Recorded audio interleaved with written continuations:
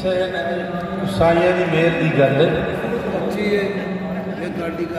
ਸਾਈਆਂ ਨੇ ਲਜਪਾਲੀ ਮੇਰੇ ਕਰੀਬ ਕੋਈ ਵਡਿਆਈ ਨਹੀਂ। ਮੇਰੇ ਵਾਰਿਸ ਨੇ ਜੋ ਕੁਝ ਇਸ ਫਕੀਰ ਨੂੰ ਦਿੱਤਾ ਤਾਂ ਸ਼ਾਇਦ ਕਿਸੇ ਨੂੰ ਹੋਰ ਨੂੰ ਨਹੀਂ ਦਿੱਤਾ ਹੈ ਨਾ। ਵੇਖੋ ਐਡੇ ਐਡੇ ਸੋਹਣੇ ਬੱਚੇ ਨੇ ਪੜ੍ਹਨ ਵਾਲੇ ਦਿੱਤੇ ਨੇ। ਇਹ ਕਿੱਡੀ ਵੱਡੀ ਕਰੀਮੀ ਹੈ। ਪੂਰੇ ਜਾਣ ਕੇ ਉਹਨੇ ਇੱਜ਼ਤ ਬਖਸ਼ੀ ਨਾ ਦਿੱਤਾ ਇਸ ਬਾਦਸ਼ਾਹ ਦੀ ਕਰੀਮੀ। ਅੱਲਾ ਸੱਚਾ ਜਾਣਦਾ ਮੇਰੇ ਦੇ ਨਮਾਣੇ ਨੂੰ ਪਿੰਡ ਦੇ ਸਾਰੇ ਲੋਕ ਨਹੀਂ ਜਾਣਦੇ। ਇਹ ਸਾਰੇ ਜਾਣਦੇ ਉਹਨੇ ਇੱਜ਼ਤਾਂ ਬਖਸ਼ੀਆਂ ਨੇ ਤੇ ਲਜਪਾਲ ਮੇਰਾ ਕਰੀਮ ਵਾਰਿਸ।